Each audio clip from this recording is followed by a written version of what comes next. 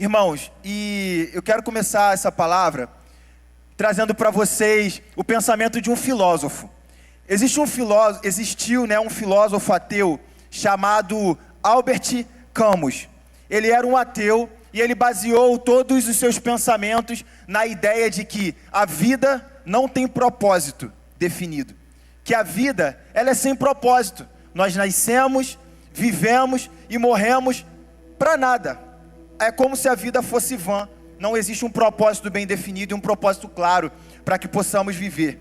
E a partir desse pensamento, ele criou uma obra que era uma história de um homem que foi condenado por deuses a viver um castigo eterno de carregar uma grande pedra por cima de uma montanha, e toda vez que ele chegava no topo dessa montanha, a pedra pesada rolava para baixo, e ele tinha que subir essa pedra de novo até o topo, e ela rolava para baixo, e ele de novo, e nessa história esse homem é condenado à eternidade, a essa vida inútil, de carregar uma pedra pesada para cima, e descer com essa pedra pesada, todas as vezes que chegava lá no topo. E esse homem, ele era um ateu, e ele discordava da ideia de termos Deus como nosso sentido, termos algo superior como nosso sentido. Ele baseou toda a sua obra num conceito de absurdo, de ter que lidar com esse absurdo de não ter nada, de não ter propósito, da nossa existência ser inútil. E com isso nós precisávamos nutrir uma rebeldia, uma revolta em nós, de tentar buscar um sentido aqui terreno para algo que não tem sentido. E se essa ideia desse filósofo fosse uma ideia legal, uma ideia que nós acreditássemos, significa que em uma vida em que não existe sentido claro, tudo pode ser o sentido de alguém. Se nessa vida não existe um sentido a ser seguido, tudo pode ser o sentido de alguém. Qualquer coisa, uma coisa pequena, uma coisa talvez que aos nossos olhos pareça grande, tudo pode ser o sentido de alguém. E essa ideia de tudo ser o sentido de alguém faz com que cada um de nós começamos a buscar na nossa vida um sentido para viver. Nós temos vários gostos, desejos, interesses, e podemos passear por vários desses gostos ao longo da nossa vida. Mas todos nós, em algum momento, temos um sentido único, uma prioridade para viver. Tem gente que o sentido único dela é torcer para um time de futebol. E essa pessoa, ela vai morrer por esse time. Ela vai entrar em torcida organizada. Ela vai gastar dinheiro para estar com aquele time, para suprir essa necessidade de ter um sentido. E ela vai se dedicar ao seu time de futebol. Outras pessoas vão colocar toda a sua vida dedicada a militar por questões políticas. Essa pessoa, ela vai dedicar os seus esforços, a sua energia, todos os seus esforços de vida para suprir esse sentido de lidar com uma questão política. Outros vão dedicar toda a sua vida em um sentido de construção financeira. Vai dar o seu tempo, vai dar o seu suor, no sentido de preciso ser mais rico, preciso chegar mais longe. E outros vão dedicar toda a sua vida na construção de uma família. Vai fazer de tudo para que o seu casamento flua da melhor maneira, para criar filhos de maneira excelente, e toda a sua vida será dedicada a isso. E quando nós paramos para pensar, até um pouco no que esse filósofo diz, de que a vida não tem sentido claro, e nós olhamos para esses exemplos de sentido que eu dei, eles são sentidos que até têm o seu valor, mas pensando em uma existência completa, eles não são plenos o suficiente para nos preencher da maneira que precisamos para viver. Nós podemos ver histórias de pessoas, homens e mulheres, que dedicaram os seus esforços à sua carreira, à fama, ao dinheiro, e no final delas disseram: a minha vida não tem sentido. Nós podemos ver homens e mulheres que dedicaram as suas vidas à construção de uma família, e por algum motivo essa família foi desfeita, foi destruída de maneira trágica, com traições, e o sentido da vida dessa pessoa se perdeu. Prioridade, eu peguei o sentido dessa palavra prioridade, E a definição de prioridade é a condição do que é primeiro em ordem e dignidade. Em tempo, ordem e dignidade. Então, trazendo o nosso sentido para viver como a nossa prioridade, a prioridade para mim e para você hoje é aquilo que te toma mais tempo, é aquilo que vem primeiro que todas as coisas, e é aquilo que para você é mais digno, tem mais valor. A nossa prioridade, ela vai nos dedicar tempo, seja fazendo algo por isso, ou pensando nisso. Então você pode exercitar isso comigo durante essa mensagem, de pensar, o que hoje eu tenho dedicado tempo fazendo, ou tempo pensando? Existe uma grande chance disso ser a sua prioridade hoje, o seu sentido para viver. E em ordem, o que vem antes de tudo? Você pode pensar, hoje se eu precisasse morrer por algo, ou alguém, o que seria esse algo? Em ordem, antes de todas as coisas, grandes chances disso ser o seu sentido, a sua prioridade. Existem histórias, de pessoas que, quando um time passa ali para a final de uma Libertadores, para a final de um grande campeonato, aí começa a aparecer nos jornais, o homem lá que estava guardando dinheiro para comprar a casa da família, e aí ele vai, pega o dinheiro da família, da casa, e paga a viagem, paga o ingresso para ir ver o time ser campeão lá da Libertadores ou perder a Libertadores. Tem histórias também de homens que pegam o dinheiro que estava guardando para casar, tá há 10 anos namorando com a mulher, e aí tá noivo há 5, e aí ele pega as economias do casamento para ir ver o time jogar, os jogadores de futebol lá serem campeões daquela competição importante. Em ordem, a prioridade deste homem é o time. Em ordem. E em dignidade. Dignidade, a definição é qualidade do que é grande, nobre e elevado. O que é grande para você hoje? O que te faz perder o sono? O que toma a maior parte do tempo da tua vida é grande para você? O que é nobre para você? Você dedica os seus esforços. O que é digno para você? O que merece o teu retorno hoje? Grandes chances disso ser a sua prioridade. Grandes chances disso ser o seu sentido. E eu quero ainda introduzir mais essa palavra, falando de homens de Deus, que encontraram em Deus o seu sentido e a sua prioridade. Encontraram no relacionamento com Deus o seu sentido para viver a vida inteira, o ministério, os seus esforços, tudo apontou para isso, para o relacionamento com Deus. Eu posso falar de Moisés, que abandona toda a sua segurança, abandona a sua realidade e se dedica ao relacionamento com Deus. Eu posso falar de Davi, o homem segundo o coração de Deus, o único chamado assim na Bíblia. Dedicou os seus esforços, a sua vida, a construir e a caminhar para Deus, caminhar para a presença de Deus o tempo inteiro. Eu posso falar de Paulo, aquele que diz que considerou todas as coisas como perda quando encontrou a Cristo. Alguém que mudou o seu tempo, a sua ordem e a sua dignidade, o sentido de dignidade, olhando para Cristo. E infelizmente, não são todos que encontram em Deus o sentido para viver. Não são todos que encontram em Deus a prioridade. Considerando tudo isso que eu te falei, mesmo nós sendo cristãos, nós podemos frequentar a igreja, liderar uma célula, fazer parte de um ministério e Deus não ser a nossa prioridade. E Deus não ser o nosso sentido completo.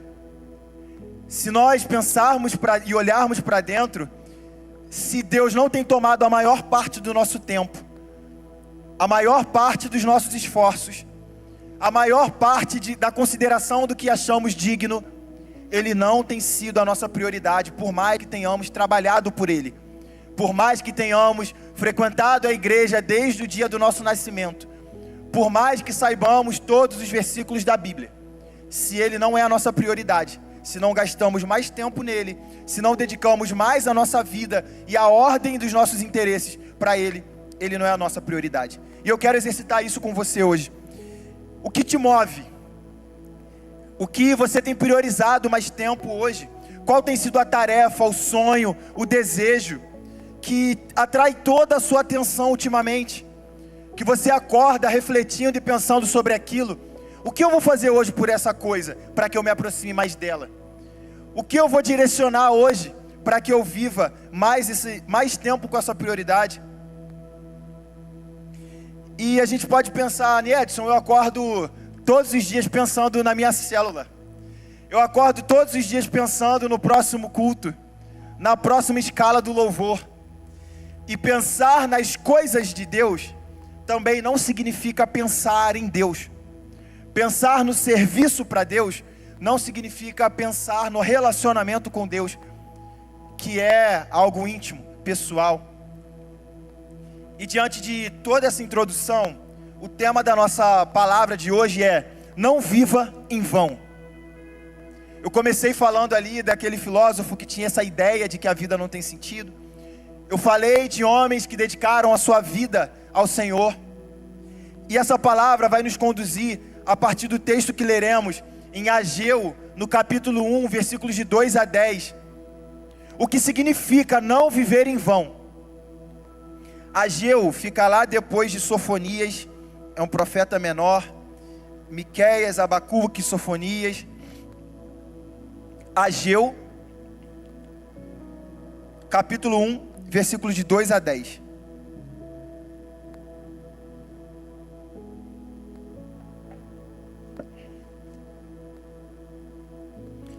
A minha versão é NVT, aqui vai estar NVI, mas vai ter o mesmo sentido.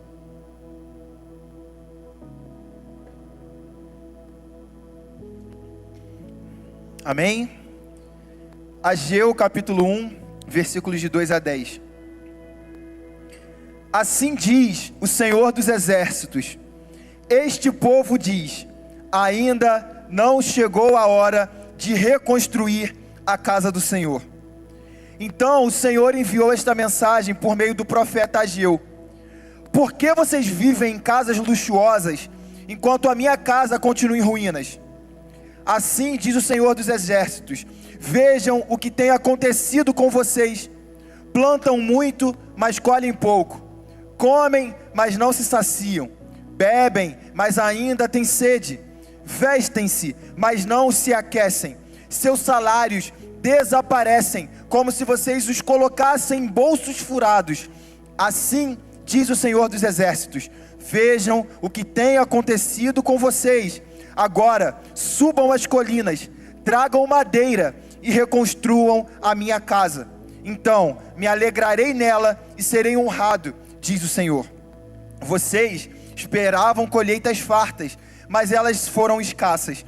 E quando trouxeram esse pouco para casa, eu o fiz desaparecer como um sopro. Por quê?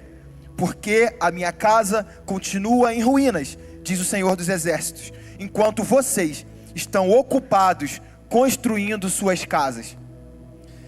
Quando eu li essa palavra lá em Ageu, essa palavra arrebatou meu coração.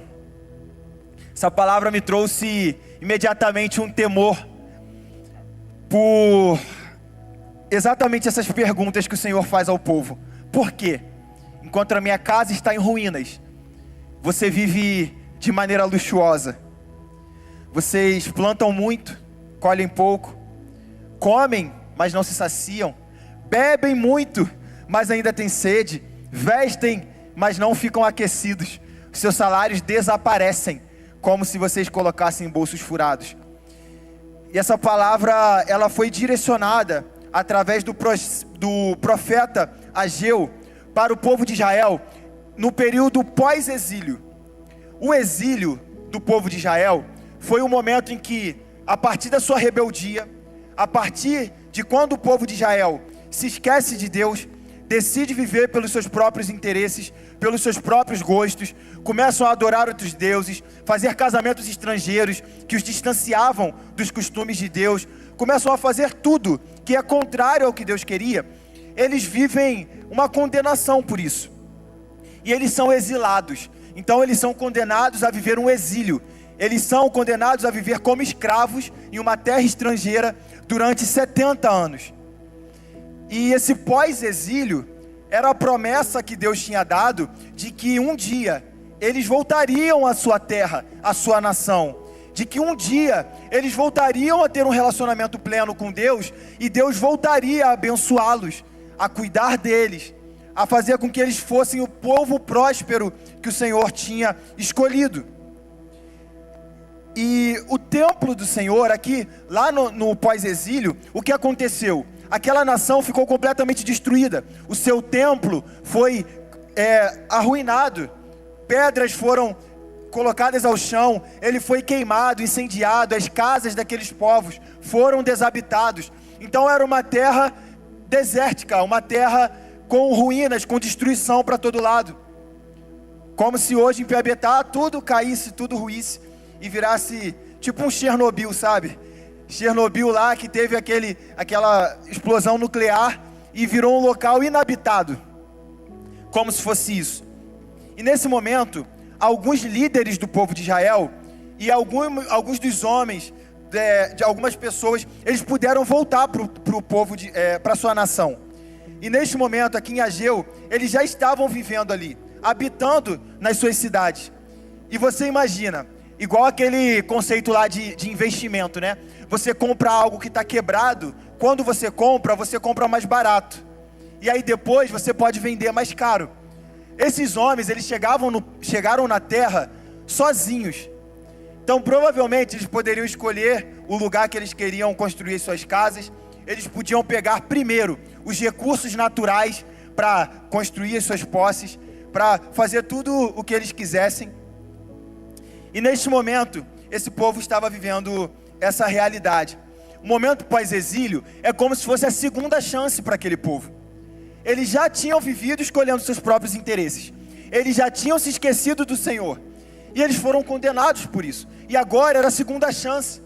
É como aquele jovem, sabe, que ao começar a sua vida adulta, sem muita inteligência financeira, ele pega um monte de cartão de crédito, empréstimo, aí ele compra um carro, compra uma moto, gasta dinheiro comprando roupa, tênis, sabe, o sonho do jovem, compra um Play 5, e aí ele gasta um monte de dinheiro e fica endividado por anos. E depois de anos ele aprende a lidar com dinheiro, ele resolve a sua questão de dívida, e agora ele tem crédito no Serasa de novo, ele tem lá 50 mil que ele pode pegar de empréstimo no Nubank. É como se esse jovem, depois de ter passado por isso tudo, agora ele vai lá e pega dinheiro de novo e gasta de novo de qualquer jeito, para voltar para o seu ciclo. O povo de Israel estava vivendo isso aqui.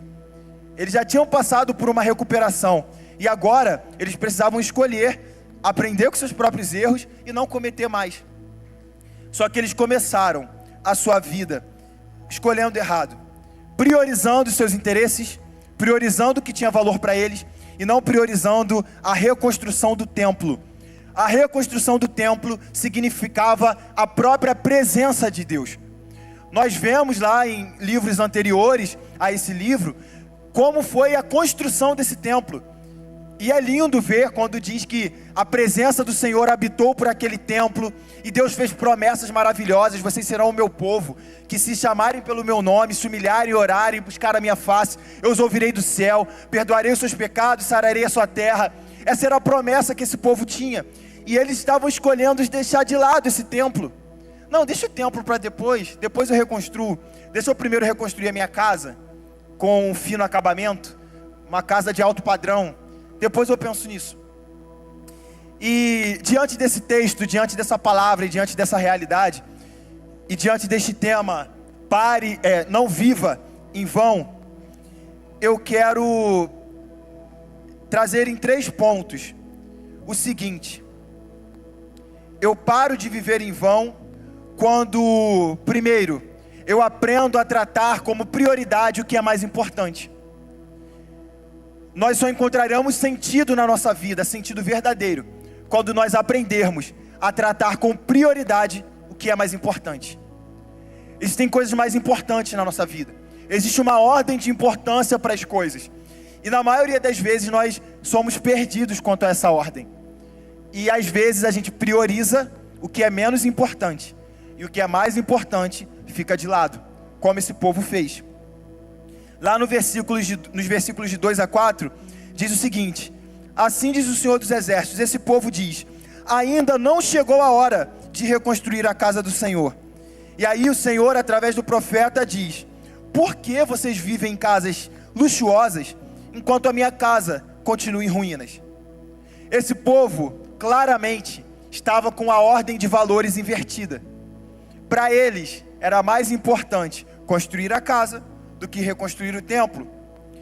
E nós começamos a viver uma vida com sentido e paramos de viver em vão quando aprendemos a tratar com prioridade o que é mais importante. No início, eu falei sobre a importância de alguns homens de Deus que entenderam isso. Entenderam que Deus era mais importante, que o relacionamento com Deus era mais importante, que caminhar com Cristo era mais importante. E eu quero me aprofundar sobre isso através do que Moisés faz lá em Êxodo, no capítulo 33. Moisés, no capítulo 33, versículos de 15 a 18, ele estava em um momento decisivo do seu ministério. Um momento em que ele precisava avançar com o povo de Israel pelo deserto para seguir para a terra prometida. E aí Deus falou com ele, Moisés, eu vou mandar um anjo aí na frente que vai cuidar de vocês. Fica tranquilo, Moisés, vai um anjo, vocês estarão protegidos e seguros. E Moisés diz o seguinte para Deus, lá no versículo 15 do capítulo 33 de Êxodo.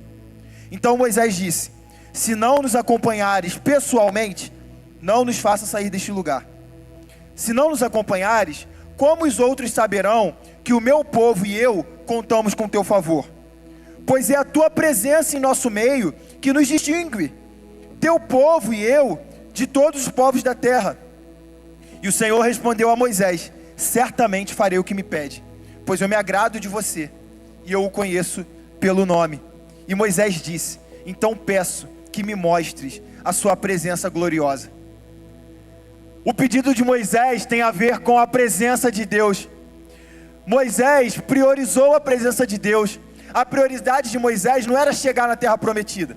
A prioridade de Moisés não era ser um líder reconhecido pelo povo, um líder amado pelo povo. Ele não estava nem aí para isso. Para ele só importava uma coisa, Senhor, esteja comigo. Eu quero a tua presença. Porque sem a tua presença, como saberão que eu sou diferente desses outros povos? Como saberão que nós contamos com teu favor, com as tuas bênçãos? Senhor, eu não quero anjo, eu quero você.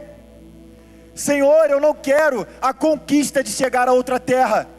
Eu não quero, Senhor, a conquista de ser o líder de mais de 1 milhão de homens e mulheres. Senhor, eu só quero a tua presença comigo. Isso me basta. Porque eu encontrei o Senhor. Eu encontrei no Senhor o meu sentido. Eu encontrei no Senhor o sentido completo para que eu possa viver. Este mesmo homem é o homem que disse para o Senhor, Deus, escolhe outro para essa posição, escolhe outro para esse ministério. E a gente pode ver a evolução de consciência de um homem que estava rejeitando o chamado, e agora ele entendeu o chamado, ele entendeu a missão, que não tinha a ver com conduzir homens, tinha a ver com ser instrumento de Deus, tinha a ver com cumprir o chamado de Deus. Moisés se importou com apenas uma coisa, a prioridade, o sentido único, a presença de Deus. Davi tinha isso em comum com Moisés, quando Davi diz em Salmos, uma coisa peço ao Senhor, uma coisa, que eu possa estar na tua casa e viver em tua presença todos os dias. Todos os dias, uma coisa eu peço. Não importa um reino bem sucedido, não importa uma conquista, não importa vencer mais uma batalha como guerreiro. Uma coisa eu peço ao Senhor, que eu possa viver em tua presença todos os dias. Todos os dias, todos os dias. Obviamente, Davi queria mais coisas. É claro que Davi queria ser um bom líder, queria ser um militar bem sucedido, é claro. Mas ele entendeu que a presença de Deus como prioridade traria todas essas coisas de bandeja. Porque o foco é a presença de Deus. Priorizar não significa não fazer outras coisas. Priorizar significa tratar aquilo como primeiro, como mais importante, como mais digno. Nós não podemos confundir como se Deus esperasse de nós uma vida só lá dentro do quarto, orando, lendo a Bíblia, e agora eu só faço isso. Eu não me relaciono com outras pessoas, eu não assento em outras mesas. Não. Deus espera de nós a prioridade, porque essa prioridade vai permitir que a gente viva a nossa vida refletindo a glória dEle, honrando o nome dEle e fazendo com que outros reconheçam aquilo que encontramos. A nossa missão é ir por todo mundo e pregar o Evangelho a toda criatura. Como eu sou capaz de pregar algo que não é a minha prioridade? Como eu sou capaz de pregar algo de verdade que eu não entendi como valioso? Eu só posso pregar a palavra, eu só posso fazer com que outras pessoas reconheçam a Deus se eu entendi o valor que Ele tem. E tantas vezes nós invertemos a ordem em nossas vidas. Nós aplicamos a vida ao serviço de Deus e não clamamos pela presença de Deus. Moisés teve várias experiências com Deus. Moisés ficou 40 dias lá, num morro, lá numa montanha, sem comer, sem beber, só na presença de Deus, recebendo, recebendo, recebendo, e recebendo, e recebendo. Eu imagino o coração desse homem ao sair daquele lugar, o sentido que ele encontrou ao sair daquele lugar. Moisés estava sendo abastecido das verdades de Deus, para depois derramar sobre outras pessoas, para depois conduzir o povo para aquilo que Deus queria. E a gente inverte a ordem. Nós queremos exercer algo antes de nos encher, antes de aprender o sentido daquilo, antes de ter aquilo como nosso valor principal. Quantos homens, chefes de família, negligenciam o cuidado da sua família, negligenciam a sua posição como sacerdote do lar, quando ele decide focar no trabalho, focar em atividades, acreditando que isso significa o cuidado da família. E aí nós vemos quantos filhos, depois de ter tudo do bom e do melhor, se desviam, rejeitam esses pais. Hoje nós vemos algumas pessoas, alguns influenciadores grandes que têm uma vida muito corrida, e os filhos são criados ali por uma babá, que é quase a mãe da criança. E quando aparecem interações na rede social ali dessa criança, que tem a babá junto e que tem a mãe, geralmente a criança tem mais apego, mais carinho, mais amor pela babá, porque a presença é mais importante. Isso tem a ver com Deus, isso tem a ver com as nossas relações. Trabalhar para sustentar a minha casa e dar uma vida boa para minha esposa é importante, mas é menos importante do que o meu tempo de qualidade com ela e de relacionamento, porque é isso que nos torna mais próximos, nos torna conhecidos uns pelos outros, e é isso que tem valor. É só uma questão de inversão, sabe?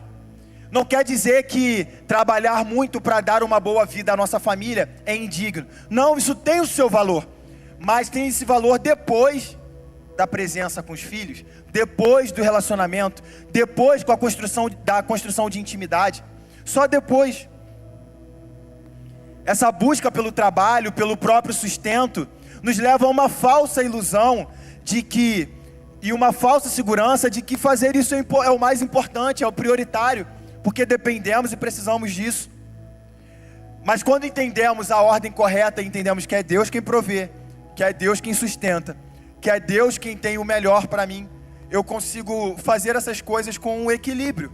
Eu consigo priorizar o relacionamento com Deus. Então, aquelas horas a mais do trabalho não vão me tomar o tempo de devocional. Gente, um versículo lido é menos de 10 segundos. Eu vou ler um versículo só aqui, ó. O Senhor disse ainda: fique nesta rocha perto de mim. Não deu nem 10 segundos. Lendo um versículo. Um versículo que tem a capacidade de me apresentar verdades sobre o meu Deus, de me aproximar dele no relacionamento e de me aproximar da vontade dele para a minha vida. E essa inversão na nossa cabeça faz pensar assim: eu preciso trabalhar mais porque eu estou com um problema financeiro, sabe? Eu entrei numa dívida, eu tomei decisão errada, e aí eu não consigo ler a Bíblia mais. Então, quando as coisas se consertarem, aí eu volto a ter relacionamento com Deus, eu vou ter tempo para orar mais, e aí eu reconstruo o templo. Mas deixa eu reconstruir a minha casa primeiro, com fino acabamento. Depois eu reconstruo a presença. Depois eu aproximo da presença. Isso é uma inversão. Os judeus aqui, nesse contexto de Ageu, eles estavam esperando o momento certo para construir o templo. Sabe? Que a gente fica, não, eu estou esperando a hora certa. Eu estou esperando a hora certa. Eu estou esperando Deus falar comigo. Só que, se eu não construo relacionamento com Ele, eu não vou ouvir quando Ele tentar falar. Sabe? Eu estou esperando Deus falar comigo, qual é o próximo passo. Só que a gente está esperando Ele falar com a gente, se a gente não está ouvindo a Ele. Esse povo, ele ficou acomodado com esse conforto de, caramba, a gente chegou primeiro. Rapaz, eu vou construir minha casa aqui, vamos desfrutar um pouquinho, vamos fazer uma piscina, vamos fazer churrasco, que depois, quando der lá os 70 anos que Deus falou que ia durar o exílio, vai voltar todo mundo. E aí quando voltar todo mundo, a gente vai perder espaço. Então vamos primeiro desfrutar, vamos aproveitar, depois a gente reconstrói o templo. Uma inversão. O comodismo, ele é a maior armadilha para nós como cristãos. Esse povo, ele quando chegou lá na terra de Israel novamente, eles fizeram o seguinte, reconstruíram um altar simples, né? Deixa eu fazer um altarzinho aqui. Nesse altar eu faço oferta, eu ofereço meus holocaustos, eu chamo pela presença de Deus. E esse altar é o suficiente. Já tem um altar. Eu já estou me relacionando com Deus, tem um pouquinho, então deixa eu voltar lá para a minha construção. E nós fazemos isso quando pensamos, eu já vou à igreja uma vez por semana, já vou quarta-feira, já vou na célula, já tem um altar construído. Agora na terça, agora eu priorizo o meu trabalho, a minha loucura, deixa eu correr atrás, deixa eu fazer, deixa eu seguir, sabe? É o que fazemos, é um comodismo. É cômodo sentar ao domingo e ouvir uma pregação. É cômodo ligar um louvor ali, e ficar meio assim, estou um pouco sem atenção, mas tá bom, estou ouvindo a vontade, estou ouvindo Deus aqui através desse louvor. É cômodo, mas Deus, ele nos chama para algo mais profundo. Ele nos chama para um relacionamento mais profundo, em que quando ele é tratado como prioridade, nós podemos desfrutar de um valor maior, de tudo dobrado. Sabe, quando a gente vem numa celebração de culto, é maravilhoso, nós cantamos juntos, geralmente a palavra penetra os nossos corações, e a gente fica, caramba, isso é maravilhoso, isso é demais, Senhor, obrigado por esse culto. Imagina sentir isso, dobrado, triplicado, todos os dias, a todo momento, ouvir Deus falar com você toda hora. Eu vejo um cachorro na rua, e aí como eu estou pensando em Deus toda hora, e com o coração em Deus, sei lá, aquele cachorro vai me levar a pensar em Deus, sabe? É desfrutar da presença de Deus em todas as coisas. Ele é o sentido máximo, ele é o sentido completo. Então tudo que eu faço é para Ele, é por Ele. Segundo ponto, eu paro de viver em vão, quando eu entendo que todas as coisas vêm dEle. Todas as coisas vêm dEle. Então se vem dEle, deixa eu acessar a fonte. Para de tentar acessar o alternativo, sabe? Ele é a fonte de bênçãos, Ele é o nosso Criador. Se Ele criou todas as coisas, Ele tem domínio sobre todas as coisas, controle pleno de todas as coisas. Então Ele pode estalar os dedos e a sua vida mudar. Ele pode estalar os dedos e a minha vida e o meu problema mudar. Não depende da força do nosso braço. E o povo de Israel aqui, eles plantam muito, trabalhavam de verdade, mas o resultado era pequeno, cara. Eu planto, trabalho, e eu não vejo o resultado disso. Cadê? Eu como, me alimento. Podemos aqui trazer até para outros sentidos. Eu me alimento de entretenimento, eu me alimento de redes sociais, eu me alimento de inteligência emocional, eu me alimento de livros que falam de negócios, de crescimento, de autoajuda, eu me alimento. Mas ainda não faz sentido, eu não estou saciado, falta alguma coisa. Coisa essa que só o Senhor pode preencher, só a fonte pode preencher.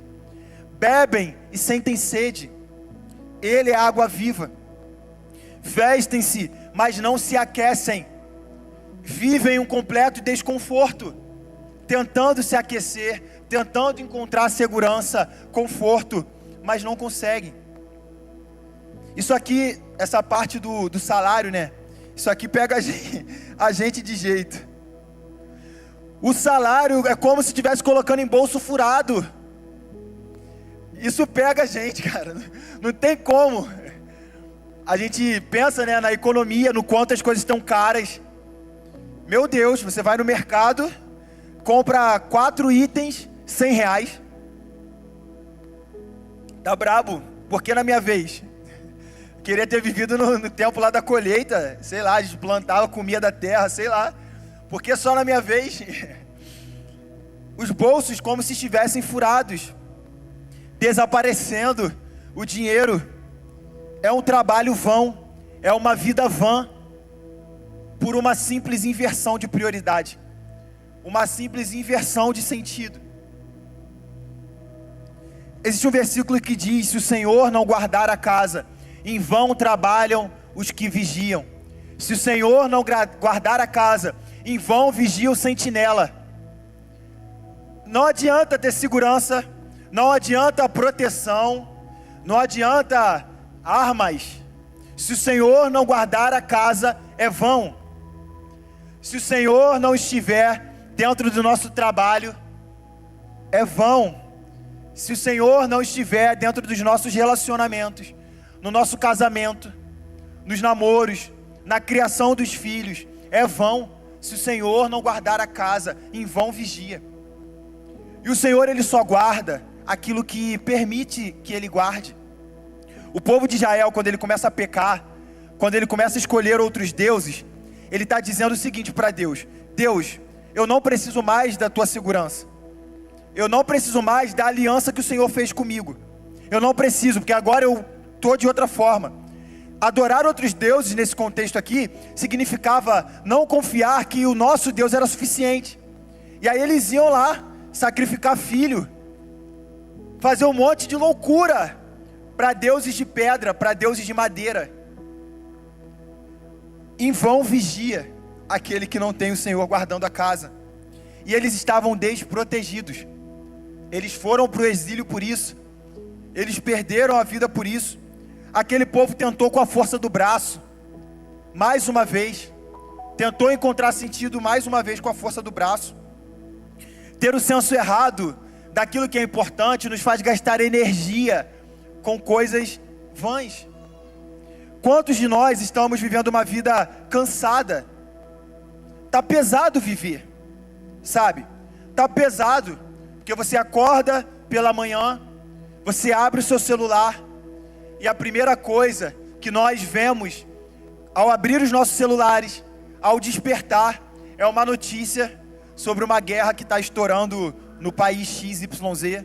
É abrir uma notícia sobre, sei lá, uma nova pessoa que foi presa por causa do jogo do Tigrinho, sabe? Nós nos preocupamos com tanta coisa, com tantas informações, que faz com que a nossa vida fique pesada, faz com que o nosso caminhar seja pesado, porque aí a gente começa a se preocupar com isso, cara. A gente passa o dia preocupado com essas coisas. Ó, tá tendo o furacão Milton lá nos Estados Unidos, hein? Em Orlando. Rapaz, deixa eu ficar vendo aqui a previsão do tempo de Orlando. Aí tem até uns memes, né, lá na rede social. Eu aqui de Piabetá vendo, preocupado com o Milton em Orlando. Tipo, como se ele fosse passar aqui na nossa rua. Preocupados, pesando a nossa vida, tornando a nossa caminhada mais angustiante, mais sem sentido. Porque eu olho para isso e eu começo a pensar: meu Deus, qual é o sentido da minha existência?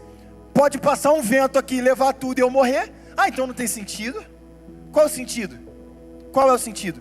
Todas as vezes que tiramos os olhos do Senhor e que olhamos para as coisas, para as circunstâncias, olhamos para o que falta, perdemos o sentido, perdemos a razão. E quando nós fazemos isso, quando nós não entendemos que é o Senhor quem sustenta, nós começamos a achar que Ele não faz, que Ele não vai fazer, que Ele não é o suficiente, que Ele pode nos salvar, ou que Ele quer nos salvar. O povo de Israel aqui, uma das causas por não reconstruir o templo, era que eles achavam que ainda não tinha dado o prazo de 70 anos. Porque lá existem algumas, lá em Jeremias, diz que o povo ficaria no exílio durante 70 anos. E o povo aqui, eles voltaram, tiveram a permissão para isso, mas ficaram pensando, ainda não deu 70 não. Então vamos viver esse prazinho aqui, não chegou a hora. Deus ainda não quer que a gente reconstrua o templo, porque ainda não deu lá os 70 anos. Outra razão que fez com que eles interrompessem a obra de reconstrução, que essa reconstrução ela já tinha tentado ser iniciada, mas no tempo deles estava interrompida, foi que eles achavam que pelas colheitas não estarem prosperando, pelo bolso estar furado, Deus ainda estava furioso com eles e por isso não queria que eles reconstruíssem o templo. E às vezes a gente pensa isso, cara, Deus não está me abençoando, Deus não está prosperando a minha vida. Rapaz, Deus está triste comigo. O meu pecado moveu o coração de Deus e agora Ele não está me guardando. Então se eu estou com uma doença, cara, eu não vou orar para Deus não. Eu estou em pecado com Ele, eu estou devendo a Ele, eu vou pedir? Não, vou orar não. E com isso a gente cria o hábito de depositar a nossa confiança e a nossa segurança em tantas coisas e não naquele que é a fonte. O povo estava fazendo isso. Eu não vou reconstruir o templo, não vou, porque Deus não está satisfeito com a gente. E isso faz parte de não reconhecer de verdade quem Deus é. Quando nós temos relacionamento com Deus, temos tempo com a palavra, nós entendemos que sim, nós não somos dignos da graça de Deus, mas Ele nos deu. Não importa o que você faça, não importa. O povo de Israel lá nos 40 anos do deserto, sabe? Ali eles estavam desaprovando a Deus. Só que 40 anos, o maná não parou de cair. Eles continuaram recebendo comida, sustento. Já estava decretado, vocês não vão entrar na terra. Vocês não vão receber a bênção. Mas vocês vão continuar recebendo provisão. Não vai receber a bênção completa, mas vai receber provisão. Porque eu sou Deus fiel. Eu sou Deus que cumpre com o que diz. E eu sou um Deus que não muda. Não existe variação em Deus, porque você e eu somos pecadores. Ele não muda. Nós não somos capazes de mover o coração de Deus para torná-lo infiel. Não somos. Não somos. Só quem perde sendo infiel somos nós. Mas Ele não muda. Ele não muda. Ele não muda. E aqui o povo podia ter dedicado, cara, eu vou construir o templo. Vamos pegar as madeiras, vamos pegar um pouquinho de ouro que a gente tem, vamos fazer acontecer, porque Ele é digno, porque Ele nos resgatou, porque Ele nos trouxe de volta da escravidão, e agora Ele está nos dando tudo de novo, sabe? Tudo de novo. Só que o foco dele estava, sabe, na colheita. Se eu estou colhendo pouco, é porque Deus não me aprova, então eu não vou servi-lo como eu deveria. Eu não vou me dedicar como eu deveria. Eu vou me dedicar ao trabalho, e depois que eu tiver dinheiro, eu abro a célula. Depois que eu tiver com dinheiro, eu abro, porque aí eu vou ter comprado uma mesa, uma cadeira e um sofá que falta, e uma televisão nova. Todos nós pensamos assim, tá? Lá em casa foi assim também, antes de abrir célula. Todos nós. Meu Deus, só tem uma mesa e um sofá. Não tem nem cadeira, não tem rack, não tem nada. Não, vamos abrir quando der certo os negócios. Eu estava alguns meses sem fechar contratos, estava alguns meses com algumas faltas. E quando a gente decidiu, eu e minha esposa, cara, vamos abrir célula? Vamos fazer uma coisa para Deus, cara. A gente fica esperando tanto, fica esperando, sabe, é Ele que é Deus, é Ele que vai fazer. Essa decisão, essa mudança de prioridade, sabe, essa inversão. Voltei a fechar contratos como nunca, voltei a ter portas abertas como nunca, e todas as coisas que precisávamos, todas, foram supridas. Sabe, a gente viveu 10 meses lá em casa, quando a gente voltou, porque eu e minha esposa, a gente casou, se mudou para o Rio, e aí lá a gente viveu 2 anos, lá a gente viveu um período muito bom, mas por também não priorizar o Senhor, começamos a viver algumas questões, gastar demais, errar financeiramente, e a gente precisou voltar. Quando a gente voltou, a gente não voltou bem. E aí a gente ficou 10 meses sem fogão e forno em casa, por exemplo. 10 meses. A gente pedia quentinha todo dia. 10 meses.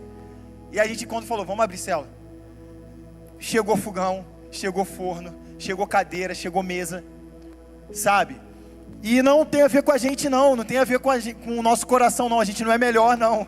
A gente é infiel pra caramba, a gente erra pra caramba. Mas, sabe, um traço de pensamento que nos trouxe de volta para a realidade de quem Deus é, mudou a nossa vida, sabe, mudou os nossos conceitos, mudou os nossos interesses, e tem mudado, porque aí quando você abre célula, você já passa a não viver mais para si mesmo, né, porque você aprende a sentir a dor do outro. A pessoa que entra na tua casa, a primeira vez que ela foi, ela conta um testemunho, alguma coisa, já era, virou teu filho, virou alguém que você ama, que você quer zelar, que você quer ajudar essa pessoa ao máximo, sabe, e aí a gente começa a deixar de lado, sabe, aquilo que nos interessa, os nossos sonhos, planos, desejos, para viver o que importa. A gente para de viver em vão, sabe, a gente para de viver em vão, para si próprio, para nós mesmos, e vivendo uma eterna busca daquilo que não nos preenche, de uma água que não sacia, de uma comida que não nutre.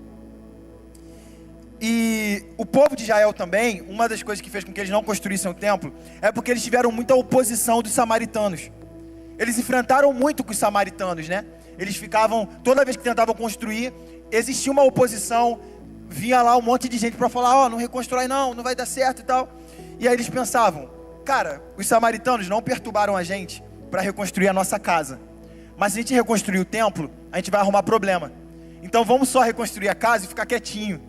Aí depois a gente vê com o templo, sabe? E a gente fica com medo do que pode acontecer na nossa vida se a gente priorizar o Senhor, com medo dos ataques do inimigo, sabe? A gente fica pensando, a gente até se questiona, eu não vou orar por ninguém não, porque aí eu vou entrar em batalha espiritual da pessoa, tal, não vou orar por qualquer pessoa não. Tudo bem, existe um sentido para isso, porém o Senhor nos diz que nós recebemos poder quando o Espírito Santo descer sobre nós, para testemunhar por Judeia, Samaria, até os confins da terra, para batizar, para abençoar, para cuidar, e pensar de maneira em que eu não exerço a plenitude do que Deus me chamou, porque eu tenho medo de alguma coisa, é não confiar em Deus, é achar que tem a ver com a gente, é achar que depende de nós. É uma linha muito tênue entre entender o processo para fazer algo e confiar em Deus. Jesus, ele vem quebrando vários paradigmas quando ele vem, né? O povo de Israel era apegado às leis. Olha, tem um jeitinho de fazer, não faz nada no sábado não. Aí Jesus vem e só cura no sábado. Parece que fazia para afrontar, sabe? Só cura no sábado, cara. Porque Deus queria mostrar, Jesus queria mostrar a ordem de prioridade. Será que o sábado é mais importante do que uma alma curada? Jesus diz isso. O sábado é mais importante que uma alma curada? Não.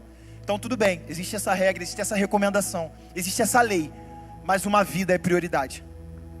E a partir disso Jesus começa a desconstruir algumas ideias e alguns conceitos. Em terceiro e último lugar, eu paro de viver em vão quando decido viver para alegrar e honrar ao Senhor.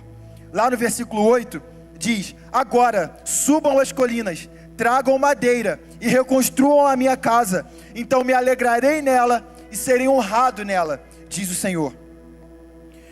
Com a prioridade no lugar certo, com o sentido certo na nossa vida, nós começamos a buscar agradar ao Senhor e a honrar ao Senhor, porque geralmente aquilo que é prioridade para nós, aquilo que é o sentido para nós queremos agradar, nós queremos honrar. Se a minha prioridade é a minha família, é a minha casa, eu quero agradar, eu quero fazer de tudo para que eles fiquem felizes. Se a minha prioridade é um negócio, eu quero honrar isso, eu quero ser feliz nesse negócio, eu quero agradar, eu quero vender mais, sabe? E aqui o Senhor diz: gente, chega de pensar em si próprio, chega, subam as colinas, peguem as madeiras e reconstruam a minha casa, porque nela eu serei alegrado, eu serei honrado e me alegrarei nela. Os apóstolos de Jesus, eles demoraram a entender esse sentido, sabe? De honrar e agradar a Deus. Os discípulos lá, eles pensavam muito, às vezes, em uma conquista terrena. Pensavam que Jesus era um resgatador. era o novo rei que ia vencer eles da mão dos romanos. Pensavam.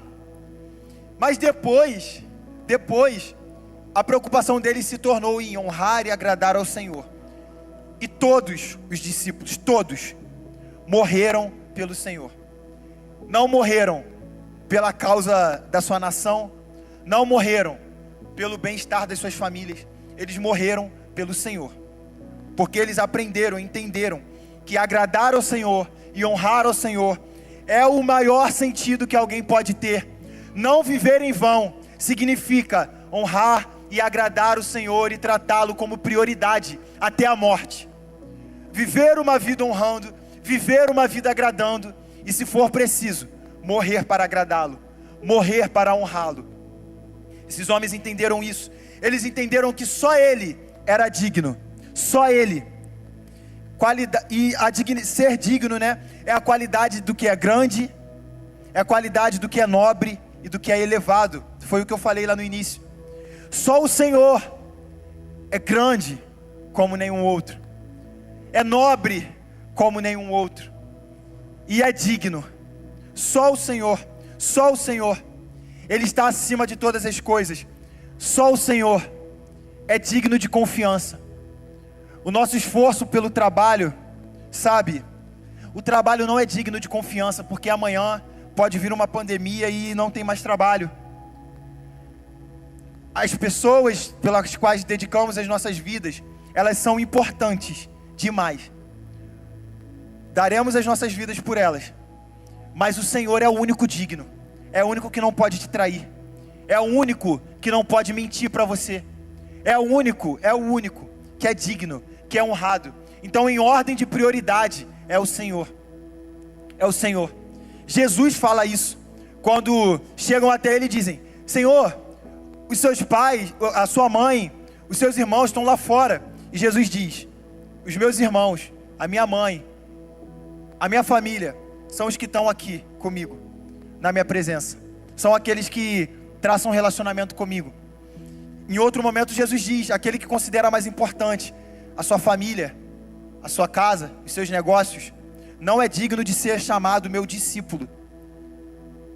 E não significa, mais uma vez dizendo, abandonar todas essas coisas, mas significa colocar cada coisa no lugar certo, para que Ele seja honrado, para que Ele seja priorizado.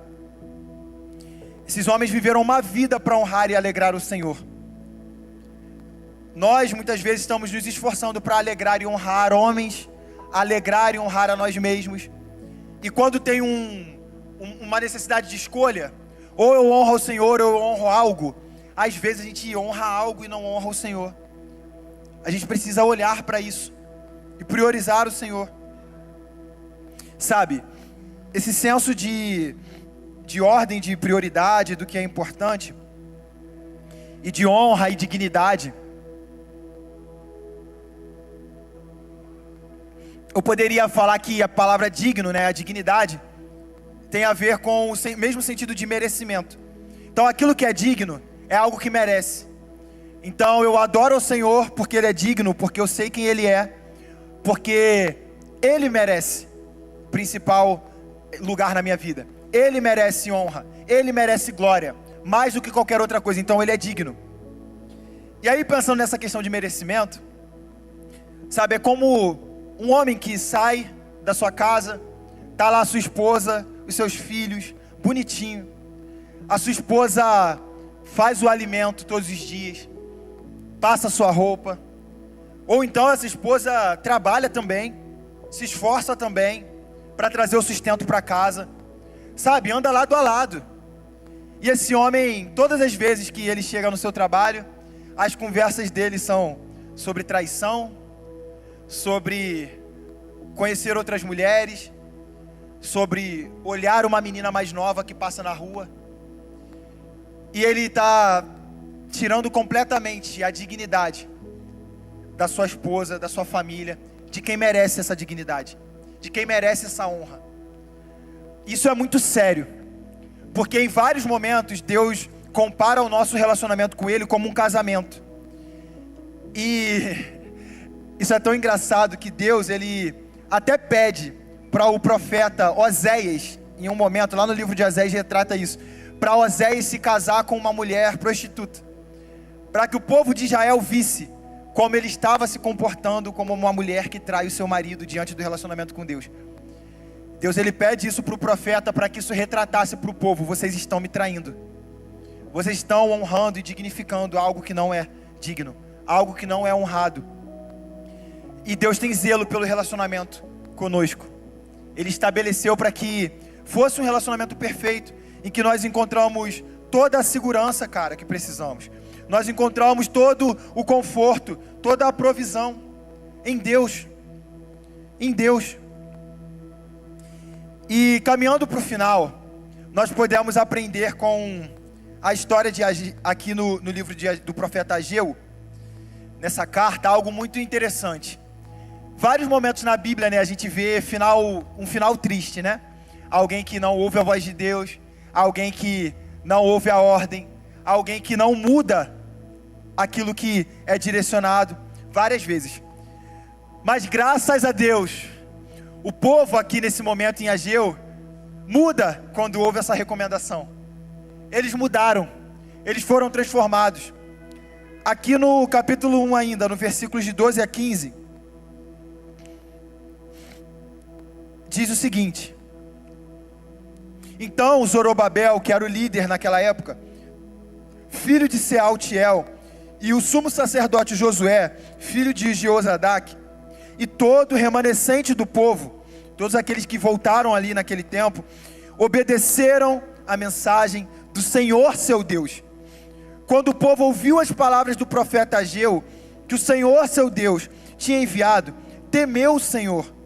Então Ageu, o mensageiro do Senhor, transmitiu ao povo essa mensagem do Senhor, dizendo: estou com vocês, diz o Senhor, estou com vocês.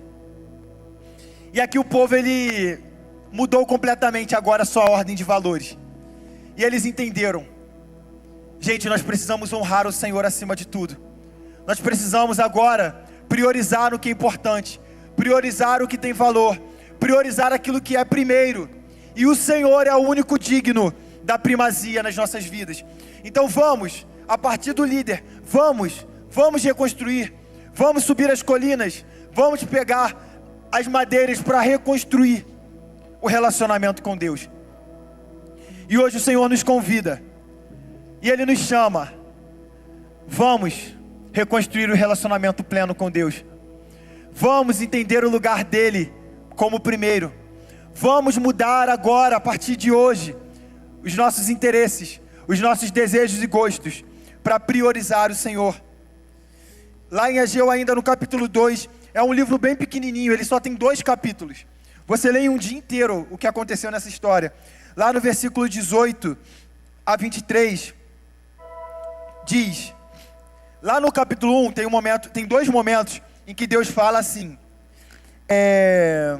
vejam o que tem acontecido com vocês. 2 momentos, vejam o que tem acontecido com vocês, trazendo a eles um pensamento. Gente, as consequências da nossa vida até aqui tem a ver com as nossas escolhas erradas. Nós temos escolhido a coisa errada. E aí ele diz: vejam o que tem acontecido com vocês. E lá adiante, no versículo 18, no capítulo 2, agora ele diz de novo: pensem nesse dia 18 de dezembro, o dia em que foram lançados os alicerces do templo do Senhor. Sim, pensem bem. Eu lhes faço uma promessa agora: enquanto a semente ainda está no celeiro, e suas videiras, figueiras e romãzeiras e oliveiras ainda não deram fruto, mas de hoje em diante eu os abençoarei. De hoje em diante eu os abençoarei. E naquele dia 18, o Senhor enviou mais uma mensagem dizendo: diga ao governador de Judá, Zorobabel, que estou prestes a sacudir os céus e a terra. Derrubarei os tronos, destruirei o poder de reinos estrangeiros, derrubarei os carros de guerra e seus condutores. Os cavalos cairão, seus cavaleiros matarão uns aos outros. Naquele dia, diz o Senhor dos Exércitos, honrarei você, meu servo Zorobabel, filho de Sealtiel. Farei com que você seja como um anel a anelar em meu dedo, diz o Senhor. pois eu o escolhi, eu, o Senhor dos Exércitos, falei. Hoje, quando você estruturar o templo, quando você começar a reconstruir um relacionamento, quando você me buscar com prioridade, a partir de hoje, neste dia 18 de dezembro, como foi falado aqui, mas nesse dia 20 de outubro, eu começarei a fazer com que tudo que você faz seja abençoado. Eu abençoarei, eu serei honrado e alegrado a partir disso. E tudo que estava dando errado, tudo que estava contrário, eu, Senhor, com poder, restituirei. Aquele povo, a partir daquele momento, estava deixando para trás um passado de exílio, de escravidão, de vida amarrada, de falta de prosperidade, e começando a viver um tempo de reconstrução, um tempo de bênçãos. O Senhor prometeu ao povo de Israel colheitas que eles não plantaram. O Senhor prometeu ao povo de Israel lá no começo bênçãos que eles não mereciam receber porque não tinha a ver com eles. Uma terra que eles não precisaram lutar para conquistar. Deus tinha prometido, porque é Ele que tinha lutado por eles. E o Senhor hoje quer nos convidar a um relacionamento com Ele. Ele quer nos convidar a colocar a nossa vida em ordem. Ele quer nos convidar a colocar a vida no lugar. Nos convidar a parar de viver em vão. A nossa vida tem sentido, mas o sentido pleno para a nossa vida está em Deus, está em Cristo. Buscai primeiro o reino de Deus e a sua justiça, e todas as demais coisas vos serão acrescentadas. O sustento necessário será entregue no momento que você precisa. A roupa para vestir será entregue no momento que você precisa. Mas precisamos dar um passo hoje. Reconstruir o templo. Reconstruir o relacionamento. Reconstruir a presença. E eu quero, neste momento, orar por você. Eu peço que você curve as suas cabeças. O Senhor tem chamado a nossa geração para isso.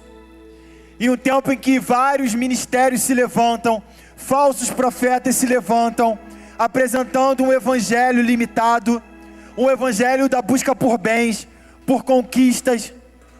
O Senhor nos convida, reconstrua o templo, reconstrua a presença. Acabou o tempo de ser enganado por vãs doutrinas, por direcionamentos de homens que buscam seus próprios prazeres. Já se foi o tempo em que nós seremos afligidos pela ansiedade das nossas conquistas, pela ansiedade de conquistar tudo aquilo que não nos preenche. Já se foi o tempo. E o Senhor quer nos convidar hoje para um relacionamento pleno com Ele.